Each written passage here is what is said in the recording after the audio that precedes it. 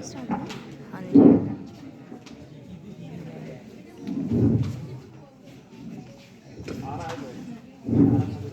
आइए ले चलते हैं आपको भारत की उस रूढ़िवादी व्यवस्था की ओर जहां महिलाओं और दिव्यांगों को समाज का एक अंग न मानकर दुर्व्यवहार किया जाता है। हम आपके सामने प्रस्तुत करते हैं धर्मवीर भारती की एक भावुक कहानी गुल की पल्लू एक नए रूप में। देखिए और जानिए, अगर गुल की वो आज की जागरूक महिला होती तो क्या होता। मूली ले लो, आलू ले लो, तुम्हें बच याद करते हम छनम तेली कछम, ओ छनम तेली कछम। गुलकी इठो मूली दे देना। अरे भागो यहाँ से। ना एक मूली। अब क्या करूँ? भागो। गुलकी इठो मूली दे देना। अरे भागो, कहाँ ना?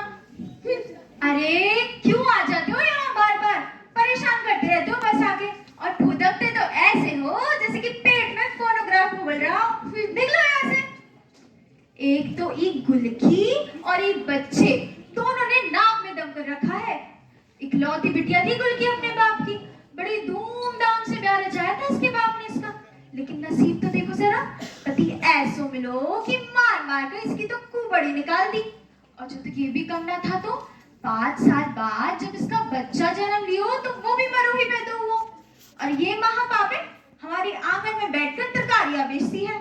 अगर आज ये ना होती ना तो आराम से जमीन के मालकिन होते, लेकिन ना ही इक्कल मुही तुम्हारा पीछा ही नहीं छोड़ती।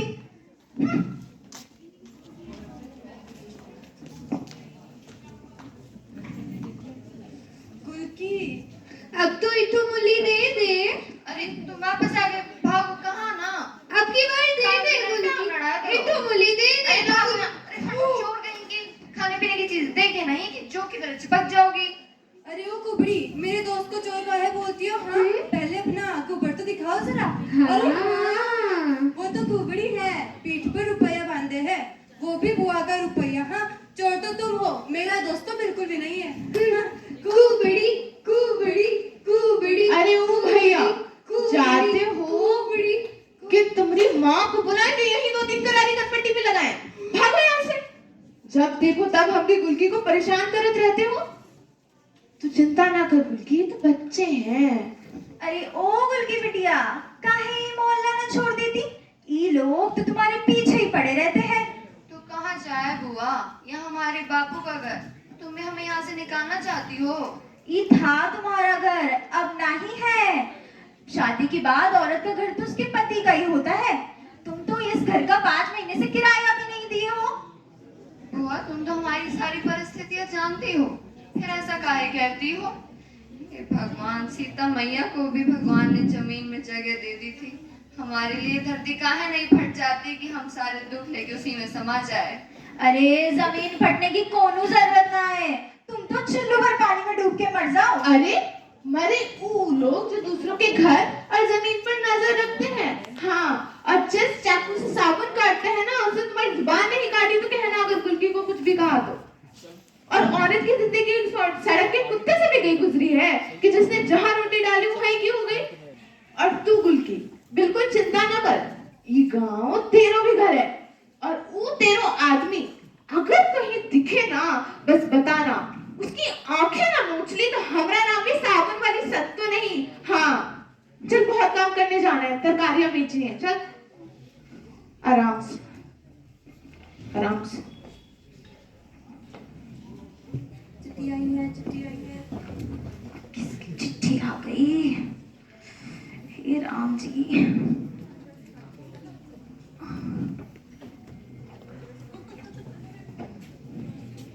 अरे ओ बच्चों, जाओ जाओ गुलकी को बुला लाओ। अरे का हुआ बुआ, इतनी खुश काहे लग रही हो? लॉटरी वटरी जीत इधर गई। आओ तुम। अरे बुलाते हैं तो बुलाने दो, क्यों जाए हमारी गुलकी? अब बड़ी याद आ रही है, यही लिए कि उसके दूसरे बेबी के बच्चा हुआ है, तब हमने गुलकी जाके झाड़ू को हाथ करे, खाना बनावे, आरती उतारे, बच्चे को खिलावे। ऐसा नहीं होगा, कह दे रहे हैं हम। अरे आप आइए बेटा, आइए बैठिए ना। अरे बच्चों, ये तुम्हारे जीजा जी है, पैर छू पैर छू। प्रणाम। कुछ खाने पीने का तो लीजिए। कोनो जरूरत अरे नहीं बच्चों का। कुछ लेके आओ। नहीं कोनो जरूरत नहीं का। इसे ले तो जा रहे हैं पर इतना कह देते हैं रहना है तो दासी बन के रहे, न दूध की न पूत की, हमारे कौन काम की। पर हाँ, औरत ये की सेवा करे, उसका बच्चा खिलाए, झाड़ू बुआरा करे, 2 रोटी खाए पड़ी रहे। लेकिन हाँ, कभी उससे जबान लड़ाई तो हमारा हाथ बहुत जालिम है। एक बार में कुबर निकला, अगली बार में प्राण निकलेंगे। अरे क्यों नहीं बेटा, क्यों नहीं। हम करेंगे गुल की बिटिया की विदाई। माँ बाप नहीं है तो क्या हुआ, हम तो है ना, मोहल्ले वाले ही इसके अपने हैं अब। अरे ओ मेवा मेवा, एक विदाई का गाना तो सुनाना जरा। गुल की चली ससुराल, दुपट्टा ओढ़ के चली जाएगी राम, चली जाएगी राम। अरे ओ गुल की बिटिया, तू जा आराम से अपने ससुराल। सीता मैया ने भी तो 14 वर्ष का वनवास भोगा था, तो तू काहे नहीं जा सकती अपने पति के साथ। और कुब्जा दासी की कहानी तो सुने ही है ना, उनको भी परमेश्वर ने लात मार के सही किया था। तो तू भी जा अपने पति के साथ और आराम से रह। यही कसाई है बुल्की, मैं तो कहती हूँ आगे बढ़, मार दे तुझे पोटा। अरे तू चुप कर। बस कीजिए। इंसानियत नाम की भी कोई चीज होती है। सच तो हम अपना भला बुरा सोच सकते हैं। जिंदगी में आज पहली बार हमको एक बात समझ में आई कि एक औरत का घर वो नहीं होता जब वो ब्याही जाती है, जन्म लेती है। घर तो वो होता है जैसे इज्जत मिले, सम्मान मिले। और जिस घर में मार पड़े, ताने पड़े, वो घर घर नहीं कसाई खाना है। और ऐसे आदमी के संग तो हम एक कदम में नहीं चलेंगे जिसने हमारी जिंदगी का सारा सुख छीना, जिसने हमारी बच्चे की मौत का इल्जाम हमारे ही माथे मर दिया। हम कहीं नहीं जाएंगे, न दासी बनकर, न कुड़कर, न कुबड़ी होकर। आज से गुल्की किसी के घर की नहीं, बस खुद की हुई। अंत में एक सवाल जहन में आता है कि क्या देश की हर गुल्की अपने लिए इसी तरह खड़ी हो पाती है? ये सोचने का विषय है।